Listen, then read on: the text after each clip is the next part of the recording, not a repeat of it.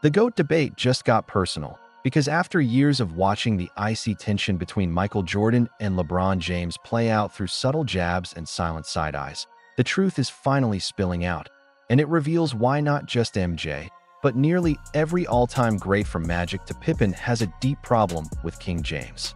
LeBron's behavior doesn't just annoy Jordan. It irritates Kareem Abdul-Jabbar, frustrates Magic Johnson, and divides current stars who hate seeing him handpick super teams, then complain about rosters, while fans rage every time he acts above criticism, and even media members become targets if they question him. From the decision to the dunk tape scandal to his latest explosive feud, LeBron's ego repeatedly makes enemies, which raises the real question. Does he actually care, or does he thrive as the villain? Because while LeBron is undeniably one of the greatest players ever, the stats, rings, and longevity make that clear. His obsession isn't being in the GOAT conversation. He wants to end it by crowning himself the undisputed king, which became painfully obvious when he said winning the 2016 title made him the greatest player of all time. That quote alone is what grinds legends like MJ and Kareem, not because they disrespect his game, but because they despise the self-appointed crown.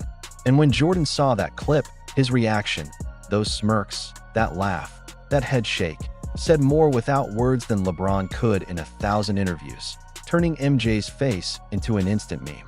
Vincent Goodwill summed it up perfectly, saying LeBron's chase for validation annoys every legend from Jordan to Kareem to Magic. Danny Ainge even compared LeBron's self-promotion to Donald Trump's marketing tactics, while Scottie Pippen, despite his beef with MJ, criticized LeBron for needing to call himself the GOAT, pointing out that real greatness doesn't demand self-announcements. Pippen then dropped a bombshell by reminding everyone that Michael Jordan has never called himself the greatest, not once, because he respects the giants before him, Wilt, Jerry West, and others he never had the chance to face. And when MJ himself was asked point-blank if he was the greatest, his humble deflection, refusing to disrespect past legends, became a timeless masterclass in confidence without arrogance. As this debate intensified, Jalen Rose broke it down with surgical clarity, explaining the era differences, styles, and career arcs that make the GOAT argument deeper than rings versus stats, noting that while LeBron officially passed Larry Bird when he won his Cleveland title, he still has a long way to go to pass Jordan, Bill Russell with his 11 rings, Kareem the captain, and even Magic Johnson. Because while LeBron's achievements are historic, for championships with 3 franchises, 4 MVPs, the all-time scoring record, his chase for the GOAT crown continues to divide fans, enrage legends, and reveal the ego-driven tension that keeps this decades-long debate burning hotter than ever. LeBron James reaching 40,000 points is historic, and his resume is undeniably stacked, but the hate surrounding him didn't start with his stats. It started with timing, ego, and the way he crowned himself long before earning it in the eyes of basketball giants. When LeBron first called himself the GOAT, he had only 1 ring, while legends like Jordan, Kobe, and Magic had already built dynasties, making his declaration feel less like confidence and more like disrespect.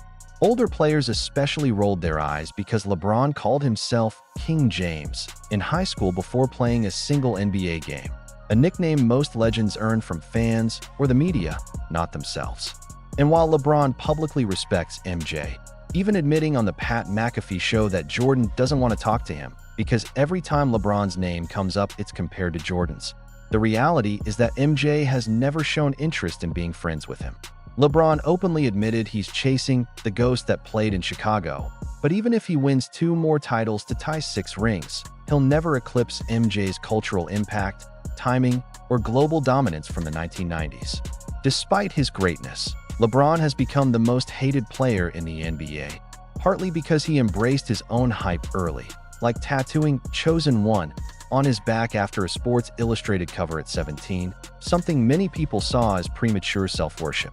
By 2021, data confirmed he was the most hated NBA player in America, with over 100,000 negative tweets attacking him, far more than Kevin Durant, James Harden, or Kyrie Irving.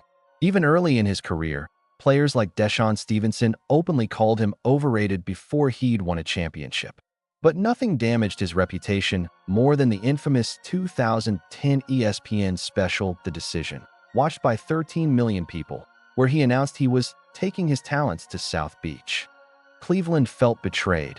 Fans burned jerseys, and their owner called it cowardly, while even casual fans felt the one-hour special made LeBron bigger than the game before proving anything.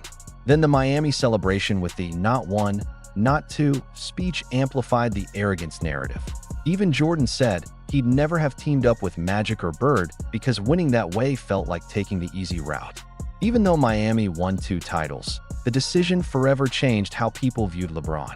Another moment haters never let go of was the Jordan Crawford dunk incident in 2009, when Crawford yammed on LeBron during a pickup game, and Nike allegedly confiscated tapes after LeBron spoke to staff, which critics saw as a soft attempt to protect his image. Even though footage eventually leaked, the perception stuck. LeBron's camp was willing to hide anything that didn't fit the untouchable king narrative, and had he simply laughed it off, it would have been nothing. But trying to bury it made it a permanent stain. From self-given nicknames, to early hype, to The Decision, to super teams, to image control, all these moments built the foundation for why LeBron is simultaneously one of the greatest ever and one of the most disliked figures the game has ever seen.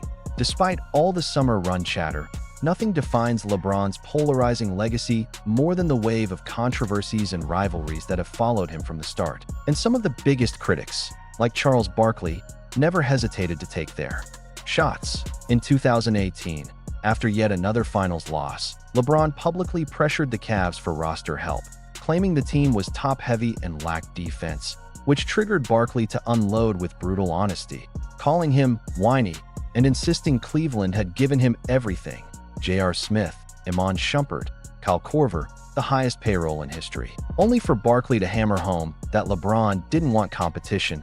He wanted to be the favorite every time, a criticism LeBron fired back at by calling Barkley a hater and listing all of Barkley's scandals while defending his own spotless 14-year reputation. But Barkley wasn't the only veteran to clash with him, because the long-running beef with Paul Pierce exploded during a heated preseason game where Pierce allegedly spit toward the Cavs bench, possibly at LeBron, sparking hallway chaos and cementing a rivalry Pierce later admitted ignited because LeBron didn't show the senior players respect, which is why Pierce can't help taking jabs at him. To this day, still, none of those feuds compare to the latest firestorm surrounding Stephen A. Smith, where what used to be subtle tension erupted into a full-blown public showdown after a viral clip captured LeBron storming towards Smith courtside on March 6th, unleashing raw anger that instantly went viral because the world wanted to know what pushed him over the edge, until Stephen A. finally revealed on his show that LeBron confronted him about criticizing Bronny James, warning him, explicitly, to stop messing with his son. A moment so heated Stephen A.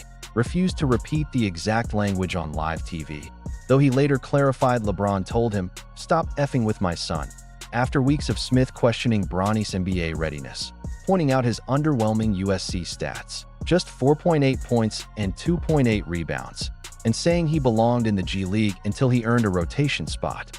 Comments LeBron viewed not as analysis, but a personal attack on his family. LeBron later clarified on Pat McAfee's show that he never objects to basketball criticism, but draws the line at personal shots toward his household, even implying Stephen A.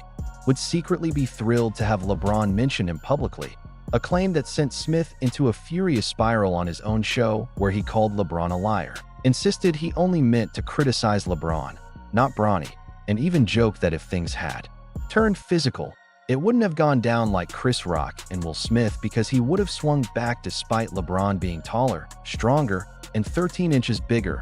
A fiery declaration from a 57-year-old standing 1.85 meters compared to LeBron's towering 2.06, closing out yet another chapter in the long, complicated story of how LeBron James, through rivalries, reactions, self-made expectations, and fiercely protective instincts, has become one of the most admired, most hated, and most relentlessly talked about figures in NBA history.